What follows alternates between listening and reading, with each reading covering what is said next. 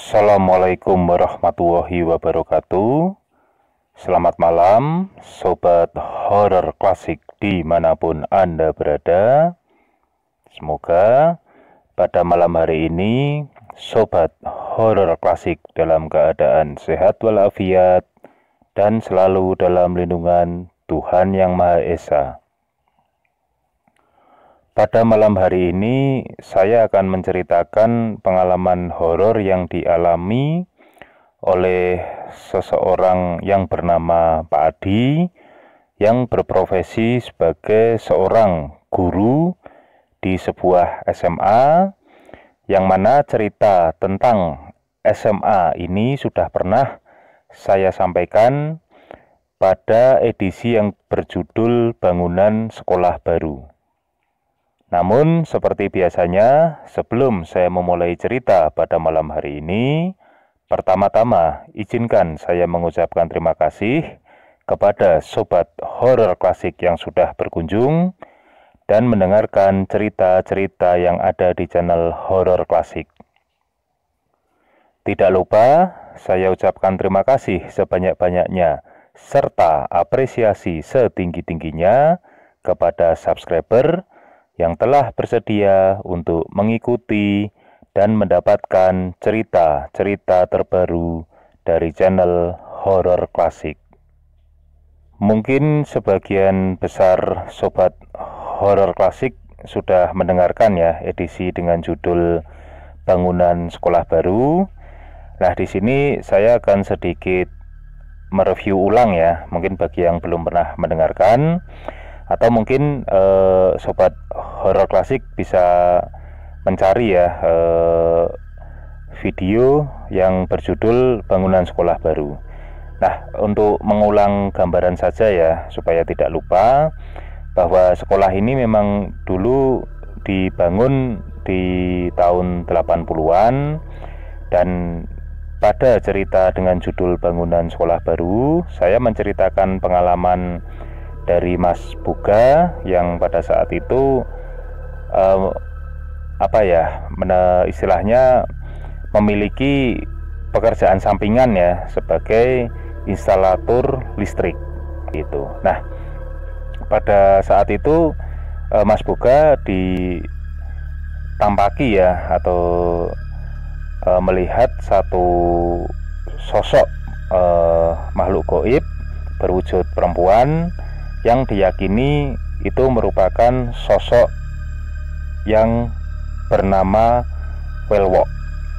Nah, kurang lebih pada tahun 89 ya, ketika sekolah itu bisa dikatakan ya sudah berjalan kurang lebih hampir 8 tahun ya, itu ada salah satu guru baru yang bernama Pak Adi yang merupakan tokoh sentral ya dalam cerita ini, dan alhamdulillahnya saya mendapatkan cerita ini langsung dari Pak Adi ya. Jadi di tahun ajaran 89-90 Pak Adi ini mulai bekerja di sekolah tersebut sebagai salah seorang guru. Nah, gambaran ya tentang Pak Adi. Pak Adi ini bukan berasal dari Jawa Tengah ya. Jadi beliau ini aslinya ini berasal dari daerah Bandung, dan kebetulan setelah beliau ini lulus dari pendidikan guru, beliau ini mencoba melamar ke beberapa sekolah, dan salah satunya di sekolah yang saya ceritakan pada malam hari ini. Nah, praktis ya, ketika Pak Adi ini akhirnya dinyatakan diterima di sekolah ini, ya mau tidak mau Pak Adi ini meninggalkan kampung halamannya yang ada di Bandung. Beliau ini akhirnya merantau ke kota Semarang.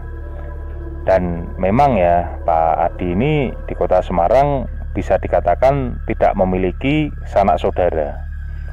Sehingga memang Pak Adi ini secara jujur ya menyampaikan kepada kepala sekolah dan tentunya kepada pemilik yayasan ya, karena mengingat memang sekolah ini merupakan sekolah swasta ya, bahwa beliau ini di Semarang tidak memiliki sanak saudara satupun, dan pada waktu itu secara terus terang Pak Adi memang mengungkapkan bahwa bila diizinkan beliau meminta untuk bisa tinggal di sekolah. Jadi pada waktu itu ya pemikiran Pak Adi ya, karena masih merupakan guru baru dan beliau ini memang ya istilahnya masih sedikit khawatir ya, takut kalau nantinya gajinya mungkin tidak cukup untuk istilahnya ngekos atau menyewa rumah, istilahnya seperti itu. Dan ternyata sambutan baik datang ya dari kepala sekolah dan pihak yayasan. Mereka ini mengizinkan Pak Adi untuk tinggal di lingkungan sekolah, dan pada saat itu Pak Adi diberikan satu ruangan yang tepat berada di bawah tangga ya. Jadi kalau kondisi sekarang ruangan itu digunakan sebagai koperasi sekolah ya.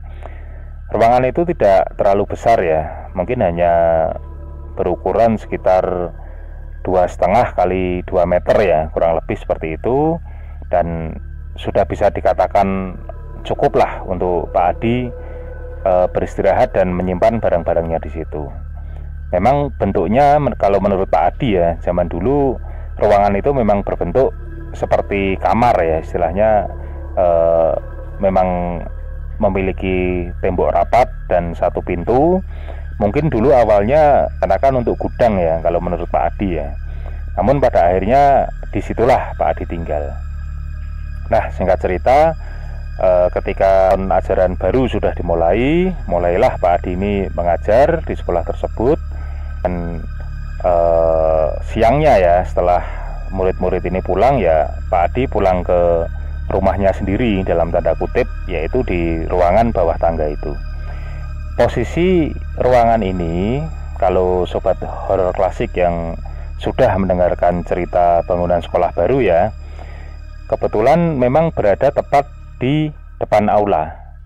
Jadi di aula yang saya ceritakan pada cerita Mas Boga ya, di edisi bangunan sekolah baru ini, di pintu di mana Mas Boga akhirnya melihat penampakan welwo itu, jika kita keluar dari aula melalui pintu tersebut, tepat di sebelah kanan ini kita bisa melihat tangga untuk menuju ke lantai 2. Dan bila kita melangkah maju ya melalui pintu tersebut,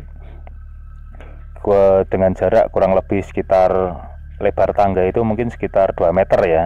Nah, di sebelah kanan kita akan menjumpai ruangan yang digunakan Pak Adi beristirahat.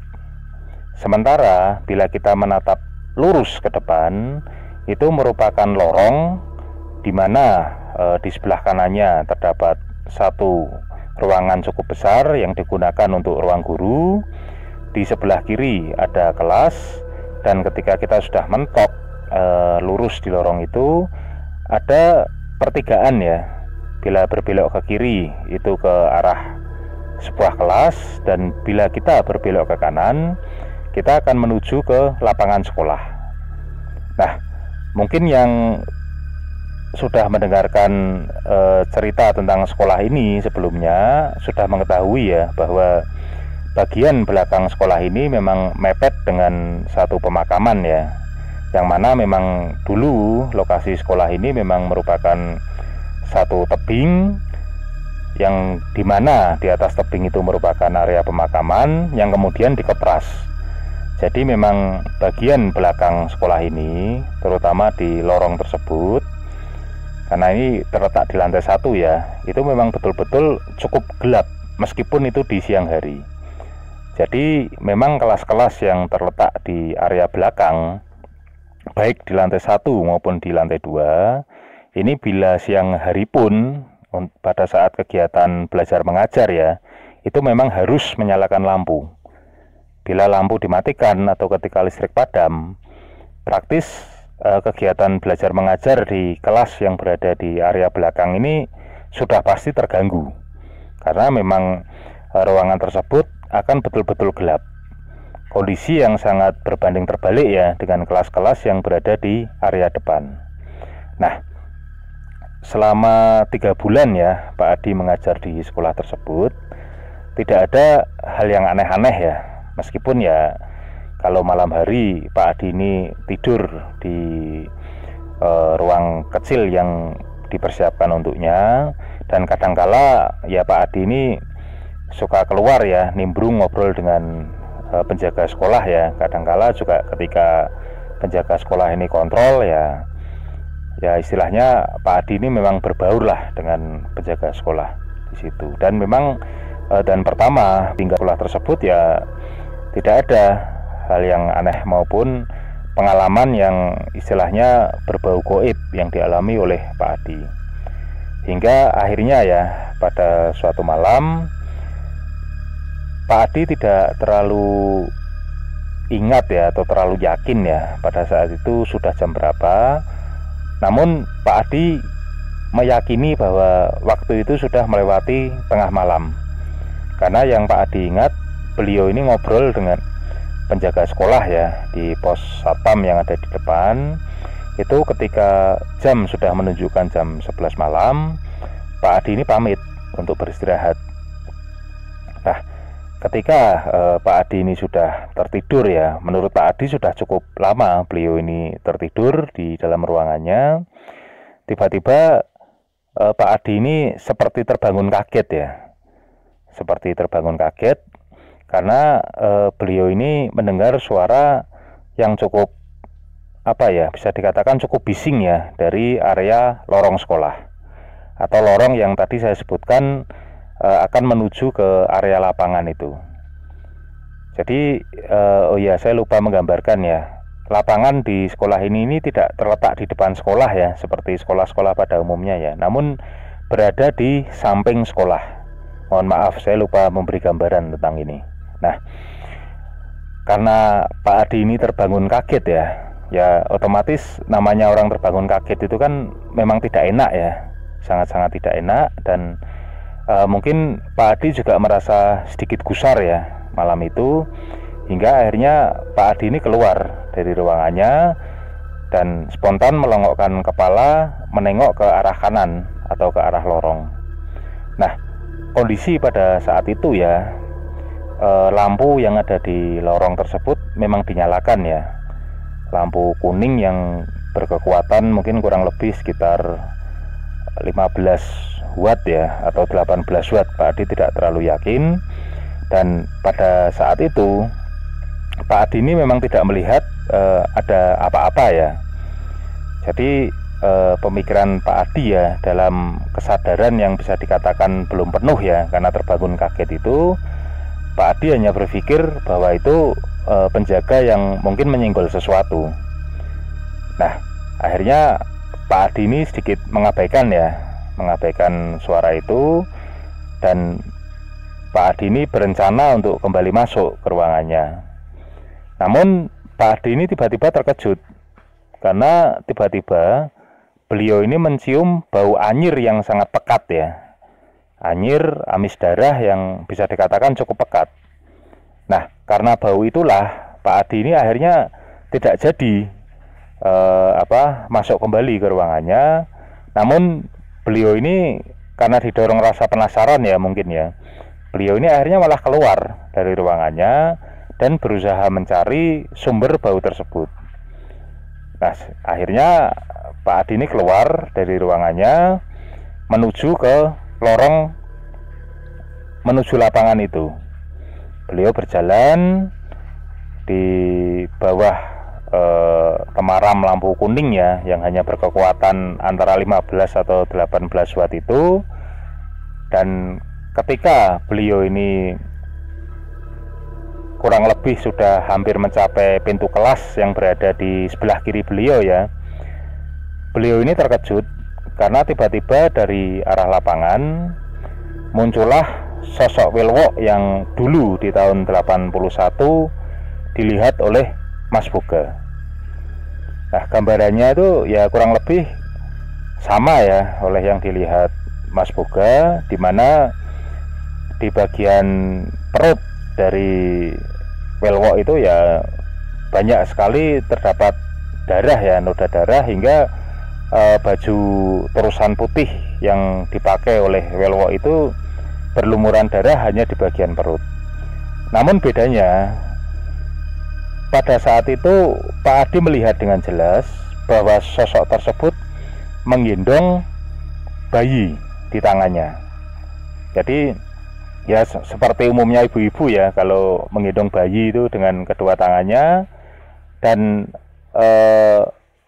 wajah atau muka dari Welwo itu tidak melihat ke arah Pak Adi, namun melihat ke arah bayi, seakan-akan Welwo ini sedang menimang-nimang bayi. Dan karena Pak Adi ini terkejut dan tidak menyangka ya akan melihat sosok itu, akhirnya Pak Adi ini berlari ke arah luar sambil berteriak-teriak. Dan alhamdulillahnya penjaga ini memang mendengar ya teriakan Pak Adi, dan hingga akhirnya belum sampai Pak Adi di luar sekolah, atau kurang lebih masih di bagian apa itu namanya ya, selasar ya, di selasar atau di lobi lah, sebutlah seperti itu. Pak Adi ini sudah bisa melihat dua orang penjaga yang juga tengah berlari ke arahnya dengan wajah panik. Dan Pak Adi ini akhirnya secara terbata-bata ya bisa menceritakan sosok yang dilihatnya kepada dua orang penjaga pada malam hari itu.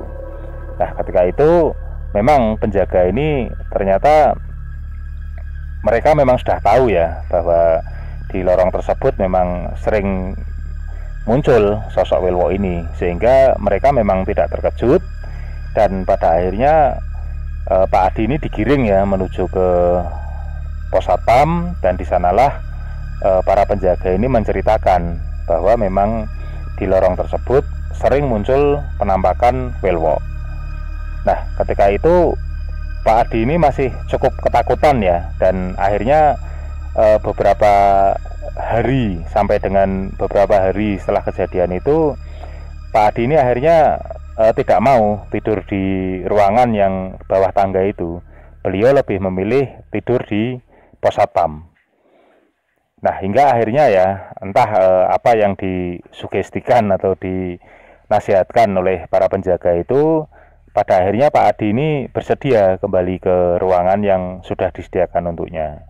Dan memang pada akhirnya ya, mungkin karena memang sudah pernah melihat ya, Pak Adi ini lama-lama ya istilahnya seperti kebal ya, karena memang ternyata penampakan Welwo itu muncul di hadapan Pak Adi tidak hanya di malam itu, namun juga di malam-malam setelahnya. Namun memang semakin lama ya rasa takut Pak Adi ini semakin berkurang, dan Pak Adi lama-lama ini menganggap bahwa Welwo ini ya merupakan tetangganya, kurang lebih seperti itu ya, karena memang Pak Adi tinggal di situ, dan beliau meyakini bahwa si Welwo ini juga memang area tinggalnya di sekitar lorong yang lurus dari depan ruang guru itu sampai ke lorong yang berbelok ke arah lapangan, atau istilah Pak Adi ini letter L ya, jalurnya ya di letter L situ saja.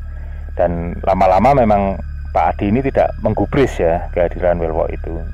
Nah, pada satu malam ya,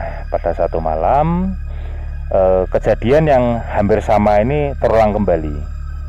Dan karena Pak Adi ini memang istilahnya ini sudah kebal ya dengan sosok Welwo itu, pada satu malam Pak Adi yang terbangun karena ingin ke toilet ya. Ini beliau ini ya biasa-biasa saja keluar dari ruangannya dan menuju ke toilet.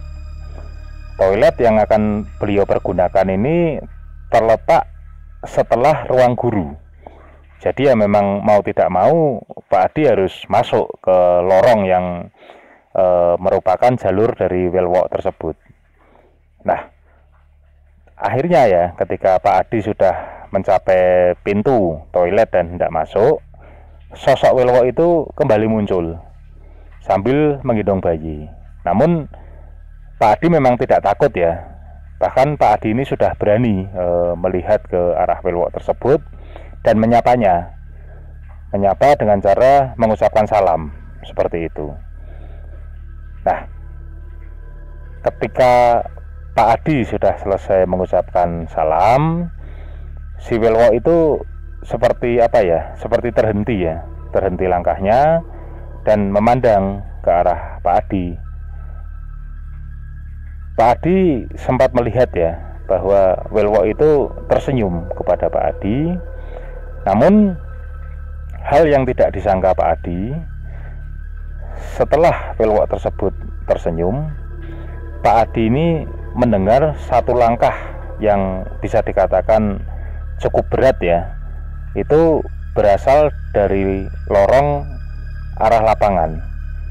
Dan Pak Adi ini mendengar suara langkah yang cukup berat itu melangkah dari lorong arah lapangan menuju ke lorong di mana beliau sekarang berdiri. Dan akhirnya Pak Adi ini memusatkan ya perhatiannya ke persimpangan lorong itu ya, karena Pak Adi yakin entah sosok apapun itu, tidak lama lagi sosok itu akan muncul dari lorong yang berasal dari lapangan. Dan meskipun akhirnya sosok itu nantinya berjalan lurus ya ke kelas yang ada di pojok, setidaknya dari posisi Pak Adi berdiri, Pak Adi bisa melihat sosok apa yang akan muncul. Dan akhirnya Pak Adi ini terkejut ya, karena di langit-langit dari lorong tersebut yang kurang lebih dari lantai yang Pak Adi injak berjarak sekitar 5 meter ya, karena memang atap sekolah itu memang bisa dikatakan tinggi ya. Pak Adi sangat terkejut karena beliau melihat kepala mentok yang sangat besar. Mentok atau bebek ya, mungkin sobat horor klasik paham ya dengan yang saya maksud ya. Ya seperti hewan mentok itu, seperti bebek itu yang berwarna putih, mirip angsa ya, berwarna putih dengan paruh yang berwarna kuning. Namun mentok itu sangat besar ya, sangat besar ya, sasa itu. Dan sialnya ya mungkin ya istilahnya ya, mentok tersebut ternyata berbelok menuju ke lorong di mana Pak Adi ini berdiri, hingga akhirnya Pak Adi ini bisa melihat ya dengan jelas badan dari mentok tersebut memenuhi lorong yang berlebar kurang lebih 4 meter itu. Dan kepala dari mentok itu betul-betul Pak Adi melihat istilahnya ini mentok ke atap yang ada di atasnya. Nah, Pak Adi yang istilahnya awalnya mungkin beliau berpikir ya bahwa penampakan itu mungkin ya istilahnya itu hantu-hantu yang mungkin dalam pemikiran Pak Adi cukup umum ya, misalnya seperti mungkin pocong, gendruwo atau semacamnya. Ketika itu Pak Adi berpikir sosok yang akan muncul ini mungkin gendruwo atau buto ya, karena mendengar suara langkah yang begitu berat ya. Namun justru karena melihat sosok yang tidak biasa, Pak Adi ini saking terkejutnya, beliau ini akhirnya pingsan di depan pintu toilet itu. Dan pada akhirnya beliau ini disadarkan ya oleh penjaga yang berkeliling dan melihat Pak Adi ini pingsan atau tergeletak di depan pintu toilet itu. Dan akhirnya Pak Adi ini menceritakan kepada penjaga tentang apa yang dilihatnya. Dan ketika itu penjaga malam hari itu justru sangat terkejut ketika mendengar penuturan Pak Adi, karena para penjaga di situ, terutama yang berjaga malam, satupun tidak ada yang pernah melihat penampakan mentok raksasa tersebut. Nah, hingga akhirnya ya setelah beberapa minggu ya sejak kejadian Pak Adi melihat mentok raksasa itu, Pak Adi mungkin entah yang penasaran atau bagaimana ini, pada akhirnya bercerita kepada salah satu rekan gurunya. Dan entah ya, saya tidak tahu apakah rekan gurunya itu memang memiliki kemampuan khusus atau bagaimana. tiba-tiba rekan gurunya itu menyampaikan kepada Pak Adi bahwa mentok raksasa tersebut merupakan peliharaan dari Welwok. Dan di situ Pak Adi ini cukup terkejut ya, karena memang Pak Adi memang sebelumnya tidak pernah menceritakan tentang kejadian-kejadian goib yang dialaminya. Dan ketika Pak Adi menceritakan perihal mentok raksasa itu, Pak Adi pun juga tidak pernah satu kali pun menyinggung tentang penampakan Welwok. Namun rupanya rekan guru yang diajaknya bicara pada saat itu malah bercerita secara cukup detail kepada Pak Adi. Bahkan rekan guru tersebut juga menyatakan bahwa mentok raksasa tersebut adalah peliharaan dari Sang Welwok. Ya wallahu alam ya, Pak Adi sendiri juga akhirnya tidak berminat juga ya untuk mencari lebih tahu, mencari tahu lebih ya, mohon maaf terbalik kata saya. Dan akhirnya Pak Adi ini memilih untuk ya silent sajalah, menganggap bahwa apa yang dialami atau dilihat di sekolah itu ya istilahnya sebagai penambah pengalaman beliau saja, seperti itu. Dan alhamdulillah ya, setelah bisa dikatakan terutama kondisi keuangan ya dari Pak Adi ini cukup stabil, akhirnya Pak Adi ini bisa menyewa kamar kos ya, hingga akhirnya beliau ini mengabdi di sekolah tersebut sampai dengan usia pensiun ya. Dan beliau ini di tahun 2016 atau 17 kemarin beliau sudah pensiun. Dan dari sejak awal bekerja hingga beliau pensiun, beliau tidak pernah berpindah tempat tugas. Selalu mohon maaf bukan selalu ya, tapi ya hanya di satu sekolah itulah beliau ini bekerja. Dan pengalaman yang beliau dapatkan ya ketika beliau masih berstatus sebagai guru baru di sekolah itu ya merupakan pengalaman yang menurut beliau cukup berkesan ya. Dan ya itu tadi, wallahu alam, Pak Adi sendiri juga mengatakan ya apa yang beliau lihat cukuplah untuk menambah pengalaman dan mempertebal keimanan beliau. Itulah yang pada akhirnya satu keputusan cukup bijak ya yang diambil oleh Pak Adi. Dan memang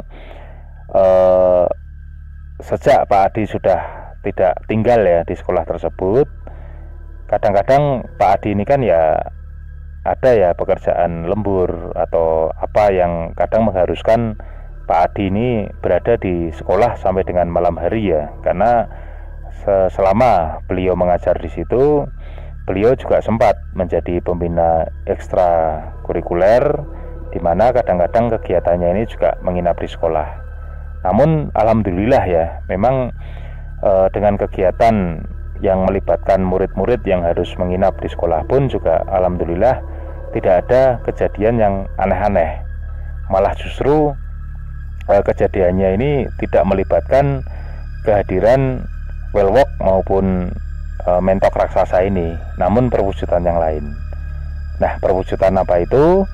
Silahkan terus mengikuti cerita yang ada di channel Horor Klasik. Insya Allah akan saya sampaikan penampakan atau cerita-cerita horor lain di sekolah ini pada edisi-edisi selanjutnya. Terima kasih kepada Sobat Horor Klasik yang telah bersedia mendengarkan cerita ini. Semoga kita semua selalu dalam lindungan Tuhan Yang Maha Esa. Wassalamualaikum warahmatullahi wabarakatuh.